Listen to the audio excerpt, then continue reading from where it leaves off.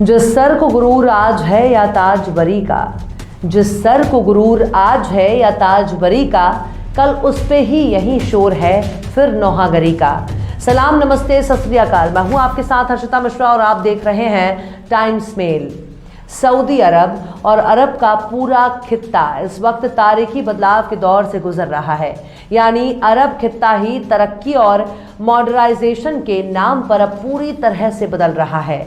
अपने इस बदलाव में वो रिश्ते नाते और ताल्लुकात भी बदले जा रहे हैं, जिसके लिए सऊदी अरब एक खास पहचान रखता है।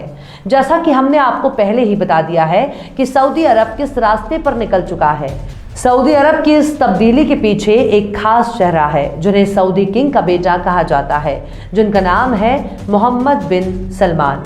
लेकिन अब सऊदी अरब के बादशाह यानी किंग सलमान ही हाईजैक हो चुके हैं। एक इंटरनेशनल रिपोर्ट में इस बात का खुलासा हुआ है, किंग सलमान अपने बेटे के हाथों ही ओवरटेक कर लिए गए हैं और अब सऊदी हुकूमत का मतलब किंग सलमान का बेटा यानी मोहम्मद बिन सलमान हो चुके हैं। इंटरनेशनल रिपोर्ट के सामने आने के बाद से ही पूरी दुनिया में भूचाल आ चुका है, क्योंकि सऊदी अरब का नज़रिया चाहे जैसा भी हो, लेकिन लोगों के जज्बात हिजाज मुकद्दस से जुड़े हैं। लेकिन बाप को ही किनारे करने के बाद किंग सलमान का बेटा क्राउन प्रिंस मोहम्मद बिन सलमान अब सऊदी अरब पर पूरी तरह से काबिज हो चुके हैं।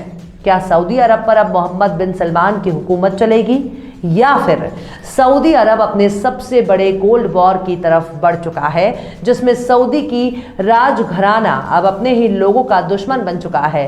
क्या प्रिंस मोहम्मद बिन सलमान कुछ ऐसा कर रहे हैं या फिर कुछ ऐसा कर चुके हैं जिसे अब पूरी दुनिया से छुपाने की कोशिश की जा रही है?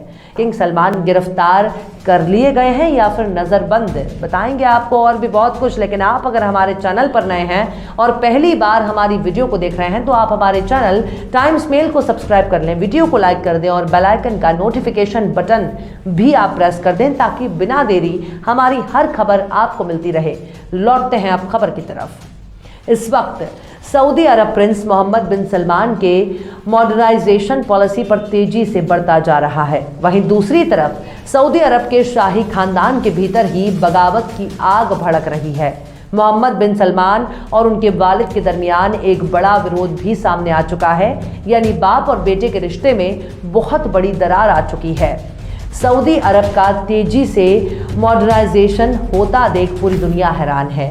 इस बात के लिए क्या सऊदी अरब में इस्लाम रहेगा या फिर सऊदी अरब लादीन हो जाएगा? लेकिन अब सऊदी अरब के बादशाह, जिनका पूरा नाम सलमान बिन अब्दुल अजीज है, उनको उन्हीं के बेटे के जरिए टेक ओवर करने की खबर सामने आ रही है। इस बात का खुलासा ब्रिटिश अखबार ने किया है कि किंग सलमान इस वक्त अपने बेटे के जरिए ही ठिकाने लगा दिए गए हैं। बरतानवी अखबार द गार्जियन ने यह दावा किया है कि प्रिंस मोहम्मद बिन सलमान ने अपने ही बाप को उनकी जिंदगी में टेक ओवर कर लिया है। इस खबर के सामने आने के बाद पूरी दुनिया समेत मुस्लिमों को इस बात की चिंता सताने लगी है कि आखिर सऊदी अरब में ऐसा क्यों हो रहा है। दरअसल इस वक्त मुस्लिम दुनिया के तमाम बड़े नेता एक जगह जमा हो रहे हैं, लेकिन सऊदी अरब में पिछले 20 महीनों से किंग सलमान सार्वजनिक तौर पर नहीं देखा गया। हर उस प्रोग्राम में बाप की जगह पर केवल प्रिंस मोहम्मद बिन सलमान की मौजूदगी है। इसलिए इस बात का शक गहराने लगा कि आखिर 20 महीने से किंग सलमान को क्यों नहीं देखा गया। कहीं किंग सलमान को हाउस अरेस्ट तो नहीं कर लिया गया? द गार्डियन ने अपनी रिपोर्ट में बताया है कि प्रिंस सलमान ऐसे वक्त में कहीं नजर नहीं आ रहे जब अरब दुनिया के बड़े नेता सऊदी अरब में इकट्ठा हो रहे हैं, क्योंकि पिछले 20 महीने से किंग सलमान को सार्वजनिक नहीं देखा गया। सऊदी की पूरी सत्ता इस वक्त क्राउन प्रिंस मोहम्मद बिन सलमान के हाथों में आ चुकी है। इस बात से उन्हें कोई फर्क नहीं पड़ता कि कोई इस मुद्दे पर बात करे या फिर बात ना करे। द गार्जियन ने लिखा है कि मंगलवार को जब बड़े इंटरनेशनल नेताओं ने सऊदी अरब में कदम रखे, तब वहां क्राउन प्रिंस मोहम्मद बिन सलमान के मौजूद थे और ऐसा लग रहा था कि उन्होंने अब पूरी बागडोर ही अपने कंट्रोल में कर ली हो। द गार्डियन अखबार ये भी कहता है कि ऐसे वक्त में जब अरब के बड़े किंग और प्रिंस सऊदी में जमा हो रहे हैं, तो वहां अपने बाप की जगह पर बेटा नजर आया। इसके बाद किंग सलमान मेहमानों के स्वागत कक्ष में भी नदारत थे, यानी एक तरफ किंग सलमान एयरपोर्ट पर मेहमानों के इस्तकबाल के लिए नहीं आए तो दूसरी तरफ स्वागत कक्ष में भी मौजूद नहीं थे। अब सुनिए इसके पीछे की कुछ ऐसी जानकारी जो आपको शायद ना हो। दरअसल साल 2015 में वली अहद के तौर पर मोहम्मद बिन सलमान को लाया गया। मोहम्मद बिन सलमान एक नौजवान है और पूरे सऊदी अरब की सत्ता अपने हाथों में देख रहे हैं, क्योंकि सऊदी अरब के जितने भी अब तक के सुल्तान गुजरे हैं वो निहायत ही उम्रदराज और बुजुर्ग हुआ करते थे। इसलिए सऊदी की अरब की बागडोर संभालने के लिए मोहम्मद बिन सलमान पूरी तरह से तैयार हैं। सऊदी अरब में भ्रष्टाचार से लेकर गद्दारी तक के इल्जामों में शाही खानदान के कई लोगों को ठिकाने लगाए जाने की बात भी सामने आ चुकी है।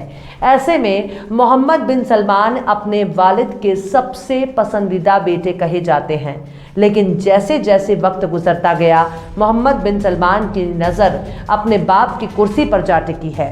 साल 2 साल पहले भी एक खबर पूरी दुनिया में सामने आ चुकी है कि किस तरह से मोहम्मद बिन सलमान ने अपने बाप को ही कायदे से ठिकाने लगाने की प्लानिंग की थी। बाप और बेटे में पहली बार ये मतभेद तब सामने आई थी जब तुर्की के काउंसलेट में पत्रकार जमाल खाशोगी का कत्ल कराया गया और कत्ल कराने का मास्टरमाइंड मोहम्मद बिन सलमान को बताया गया।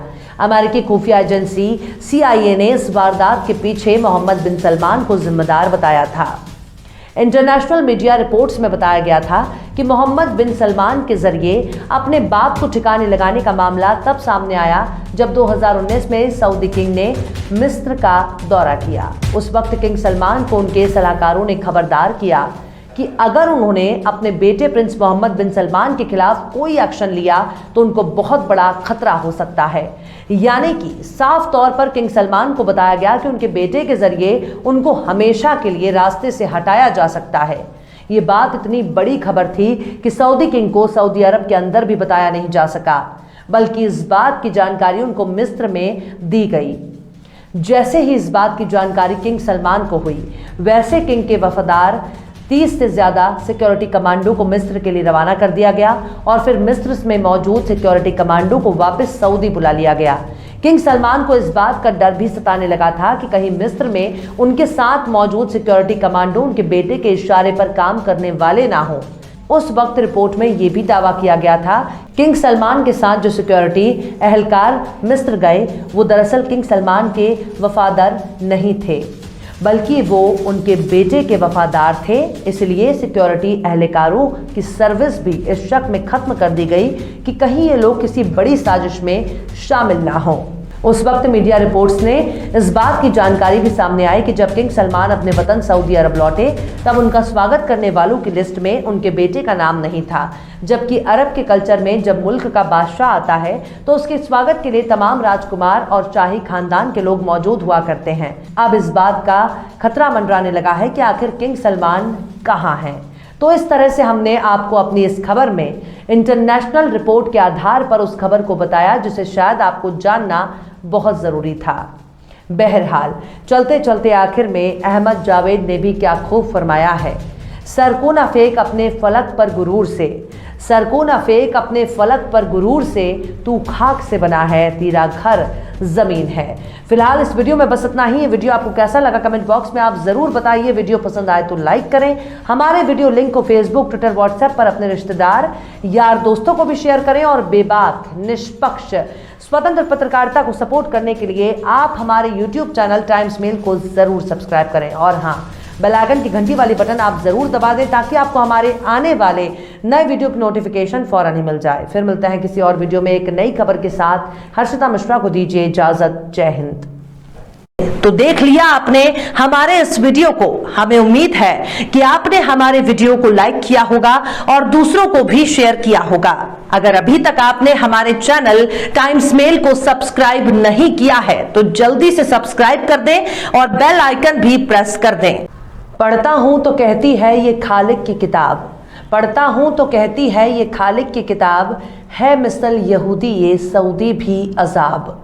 उस कौम के बारे में कमर क्या लिखें, उस कौम के बारे में कमर क्या लिखें, काबे की कमाई से जो पीते हैं शराब। सलाम, नमस्ते, सत श्री अकाल। मैं हूं आपके साथ हर्षिता मिश्रा और आप देख रहे हैं टाइम्स मेल।